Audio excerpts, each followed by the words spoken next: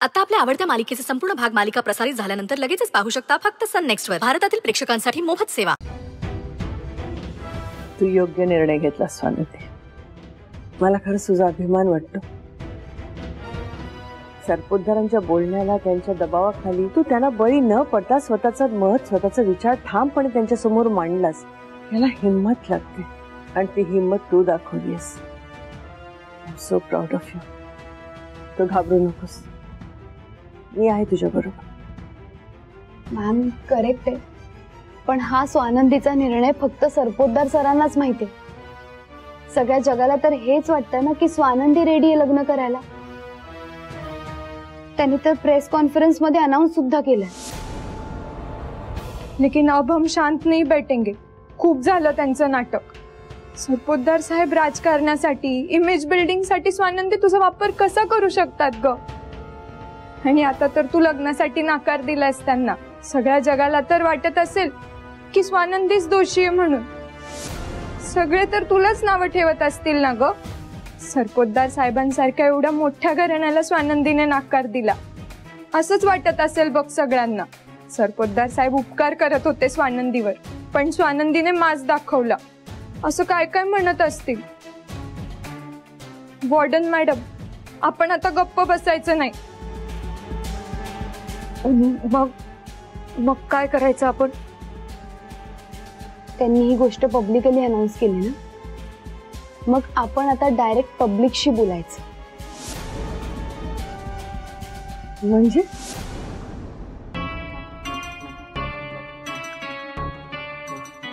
म्हणजे मॅम, मी माझ्या काही पत्रकार फ्रेंड्सला इथे बोलावून घेते.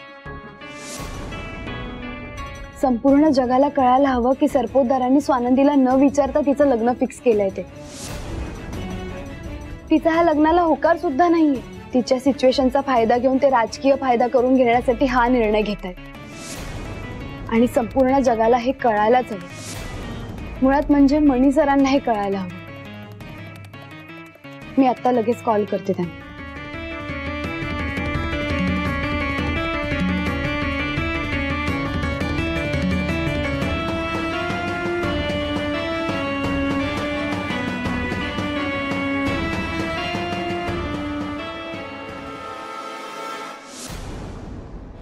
अक्कल नाहीये त्या स्वानंदीला. भिंडोक आहे ती. अरे चांगलं सरपोतदार हे आडनाव लागलं असतं तिच्या नावापुढे, पण नाहीये, लायकीच नाहीये तिची. अरे मी स्वतः मागणी घेऊन गेलो होतो, पण आपल्या सुजित सारख्या मुलाला नकार दिला तिनं.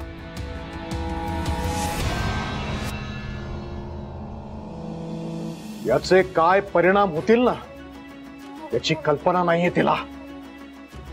म्हणजे साहेब, स्वानंदीने लग्नाला नकार दिला?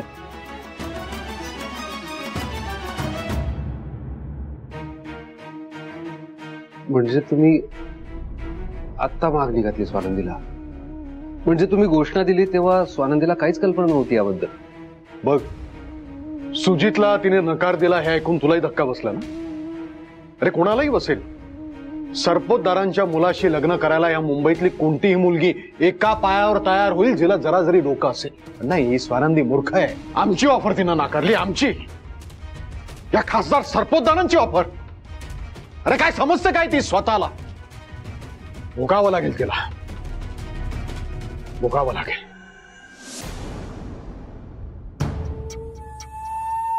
पण कोणीतरी तिला समजावायला हवंय.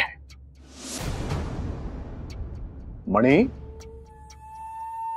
हा हा हा साहेब. तू नेहमी म्हणत असतोस ना की स्वानंदी तुझी चांगली मैत्रीण आहे. मग जा आणि समजाव तिला. सांग तिला ती जर आपल्या घरातली सून झाली तर त्यातच तिचा फायदा आहे. लग्न करण्याशिवाय तिच्याकडे दुसरा कुठलाही पर्याय नाही.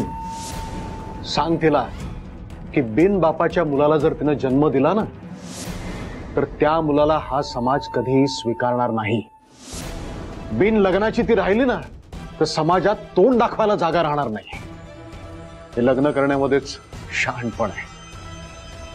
समजा. तुमचा गैरसमज होतोय साहेब.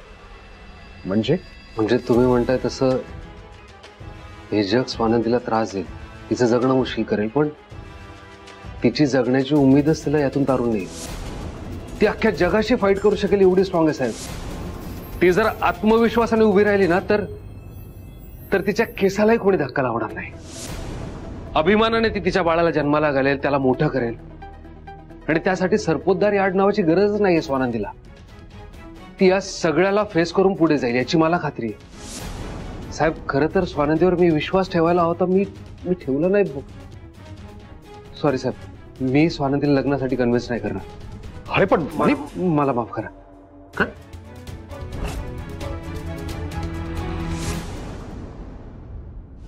Hello guys, I am so sorry मी तुम्हाला एवढ्या अर्जंटली इकडे बोलावलं. आणि थँक्यू तुम्ही इकडे आलात. So come to the point. ही माझी मैत्रीण स्वानंदी. तुम्हाला हिची स्टोरी माहिती असेल आणि तुम्हाला हे पण माहिती असेल हिचं लग्न सुजित सरपोतदारांबरोबर ठरलंय.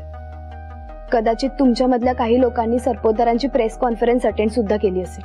सो त्याच्या संदर्भात स्वानंदीला काहीतरी खुलासा करायचा आहे. त्याच्यासाठीच तुम्हाला इथे बोलावलंय. सो प्लीज ती जे सांगते ते नीट समजून घ्या आणि नोट डाऊन करा. स्वानंदी प्लीज जे सत्य आहे ते सांग.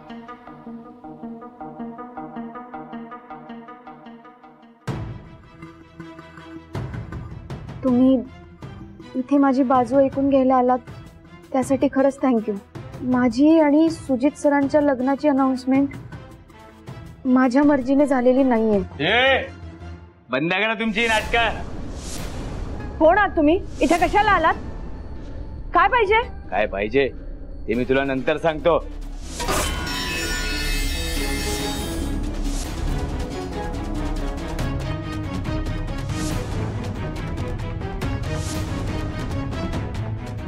स्वानंदी, स्वानंदी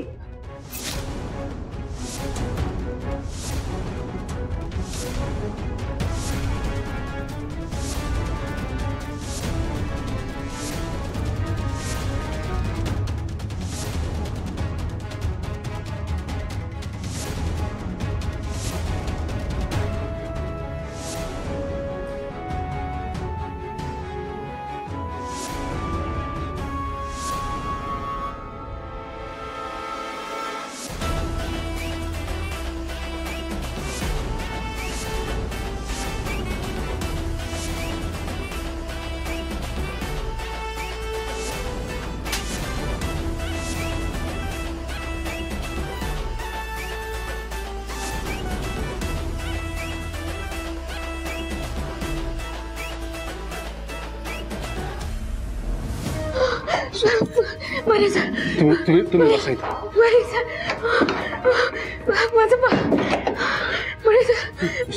शांत हमला होती मला आणि माझ्या स्वानंदी शांत व्हा. काही होणार नाही तुमच्या बाळाला आणि तुम्हाला. ओके देवासारखे धावून आलात तुम्ही. थँक्यू मनी सर. तुम्ही नसता आला तर. स्वानंदी जे होणार नाही त्याचा विचार का करताय तुम्ही? मी आहे ना, मी आलोय ना. काही होणार नाही तुम्हाला. शांत व्हा.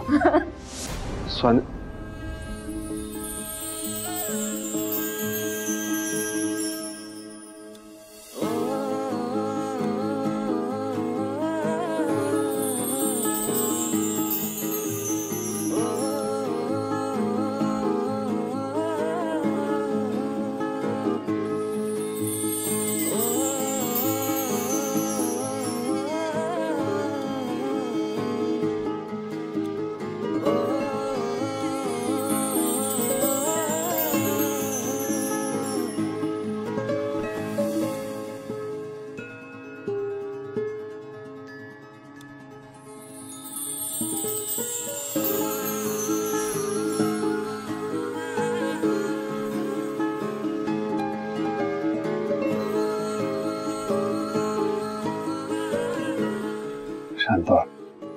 रडू नका.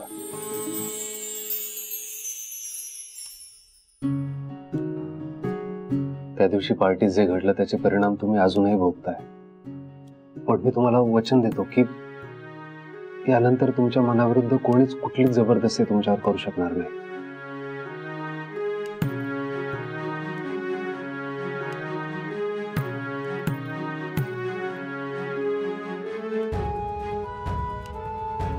आणि स्वानंदी आपल्या पुढे कुठलीही परिस्थिती आली ना तरी आपल्या दोघांमध्ये कधीच गैरसमज होऊ देणार नाही, कधीच नाही. Thank you.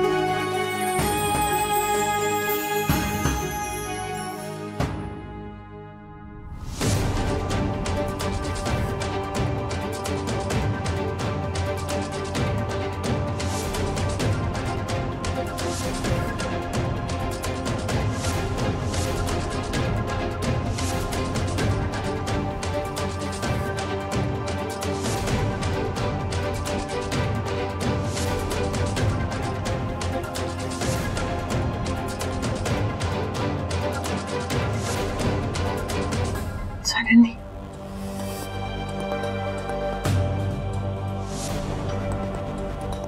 Guys, thank you so much help केल्यासाठी.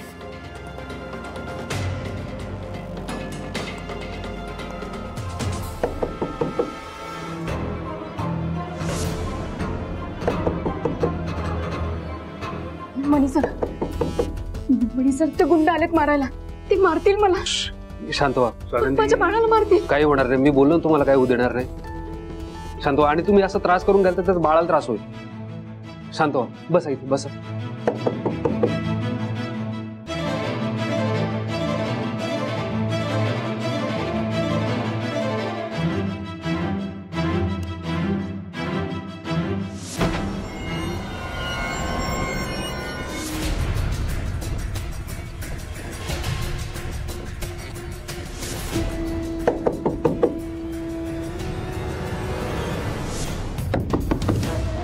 Swanandi, दार उघड. तुला कोणी कोंडून ठेवलं नाहीये ना आतमध्ये? वार्डन मैडम है. स्वानंदी, अंदर गुंडे है क्या? मैं भी क्या पूछती हूँ, अंदर गुंडे रहेंगे तो स्वानंदी क्या बोले? स्वानंदी, दार उघड.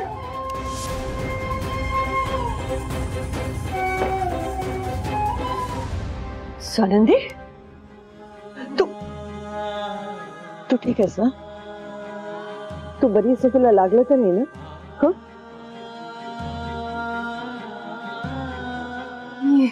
मैं ठीक है मैडम. स्वानंदी, हमने वो गुंडों को बहुत पीटा, भाग गए सब. मॅडम, ते गुंड आपल्या हॉस्टेलमध्ये का आले असतील?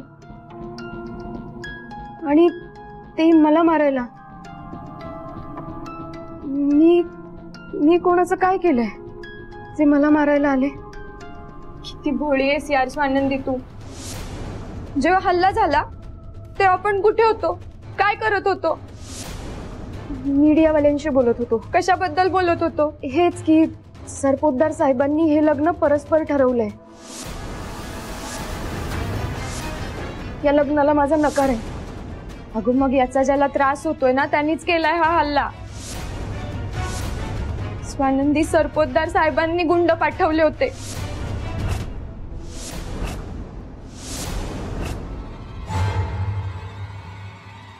नमस्कार साहेब. तुम्ही इथे काय करताय? हा, बर काम झालं की नाही? नीट केलं का? साहेब, अर्ध काम झालं पण अर्ध नाही झालं. अरे अर्ध झालं अर्ध नाही झालं काय बोलतोयस तू? नीट सांग. साहेब, म्हणजे ते प्रेसवाले आले होते ना, त्यांची मीटिंग आम्ही उधळून लावली. त्यातले काही प्रेसवाले पळून सुद्धा गेले घाबरून. पण अरे पण काय? पटापट बोल. पण साहेब, त्या पोरीला हाणायच्या आधी एक पोरगा अचानक मध्ये आला, त्याच्यामुळे वाचली ती. हॉस्टेलमध्ये पोरगा? अहो साहेब, तिथल्या त्या पोरी पण खूप डेंजर होत्या. अहो हल्ला केला आमच्यावर. आणि तिथे एक ती म्हातारी होती, ती तर त्यांच्यापेक्षाही डेंजर होती हो. तिने आम्हाला इतका मारलं की तिथून पळवून लावला आम्हाला. लाज नाही वाटत तुम्हाला हे सगळं सांगताना? अरे पोरींचा मार खाऊन इथे तुम्ही हे सांगायला आलात? एक काम धड तुम्हाला जमत नाहीये. निघा चला. माफ करा साहेब. अरे निघा.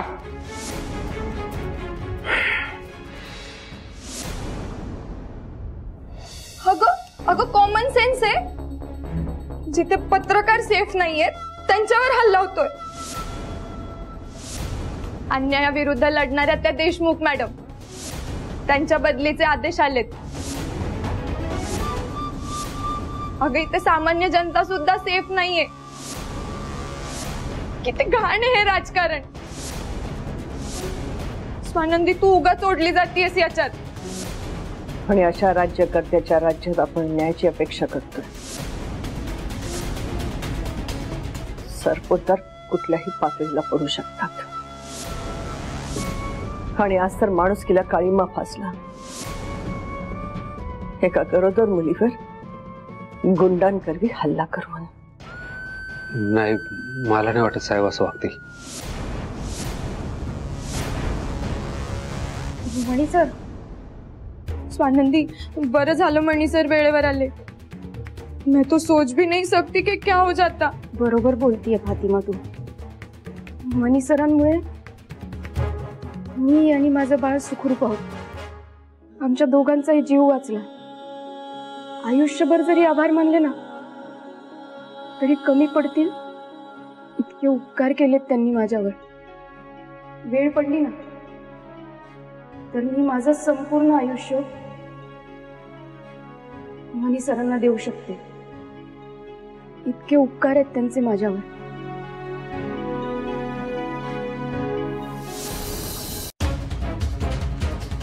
साहेब, स्वानंदीला मारायला तुम्ही गुंड पाठवले खरंय? मणी, हे तू विचारतोयस मला? अरे राजकारणात साधा मी शाब्दिक हल्ला पण करत नाही. अशा प्रकारची हिंसा मला आवडत नाही हे तुला माहितीये. तरी एका पोरीवर कोणीतरी भ्याड हल्ला केला आणि त्याचा दोष तू मला देतोयस? मला? अरे विरोधक असा संशय घेतात आणि त्रास देतात आणि तू? नाही, मी काय तुम्हाला दोष देत नाहीये. मला वाटलं स्वानंदीने सुजित सोबत लग्न करायला नकार दिला त्यामुळे तुम्ही रागाच्या भरात हे. अरे म्हणून अशा प्रकारचा हिंसाचार मी नाही करवणार रे. पण साहेब, तुम्ही सुद्धा स्वानंदीला न विचारता सुजितचं आणि स्वानंदीचं लग्न का जाहीर केलं असं तुम्ही?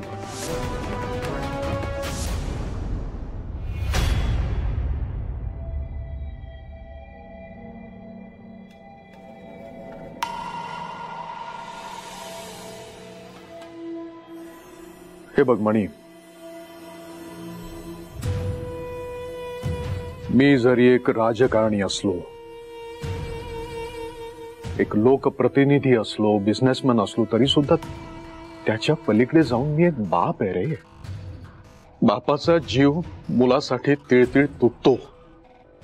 आपला मुलगा मार्गे लागावा, त्याचं सगळं नीट व्हावं, त्याच्या मनासारखं व्हावं असं सतत त्याला वाटत असतं. आणि त्याला मी अपवाद नाहीये. म्हणजे तुला सुजितचा स्वभाव माहितीये. त्याला लहानपणापासून तू ओळखतोस. आहे हो, जबाबदारीची जाणीव नाही त्याला. आयुष्य म्हणजे फक्त मौज मस्ती असंच त्याला वाटतं. पण तसं नाहीये ना. मला काय वाटलं की मी समजा त्याचं लग्न लावून दिलं तर त्याला जबाबदारीची जाणीव होईल, तो सिरियस होईल. म्हणून मी ठरवलं रे मणी. आणि सुजितला स्वानंदी आवडते. तिच्यासाठी तो किती वेडा होतो हे तुलाही माहिती आहे. आणि स्वानंदी पण एक चांगली मुलगी आहे, गुणी मुलगी आहे. मी म्हटलं समजा त्यांचं लग्न लावून दिलं तर निदान स्वानंदीमुळे हा थोडासा सिरियस होईल, त्याला जबाबदारीची जाणीव होईल. आणि कसं आहे ना की स्वानंदी आता ज्या परिस्थितीमधनं चालली ना तर तिला एक आधारही मिळेल. तिच्या मुलाला बापाचं नाव मिळेल.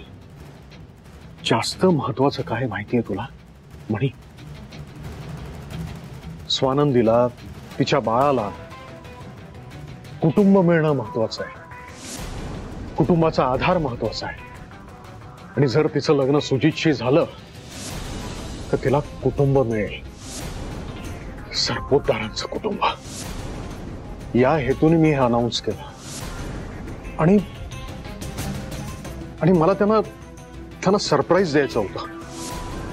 म्हणून काही न विचारता, काही न सांगता मी प्रेस कॉन्फरन्स मध्ये हे सांगितलं. पण माझी चूक झाली. मी हे लग्न जाहीर केलं आणि स्वानंदीने त्याला नकार दिला. स्वाभिमानी मुलगी आहे ती. तिला हा उपकार वाटला असेल. स्वानंदीला वाटलं राजकीय स्वार्थासाठी मी हे सगळं करतोय. तिने नकार दिला म्हणे.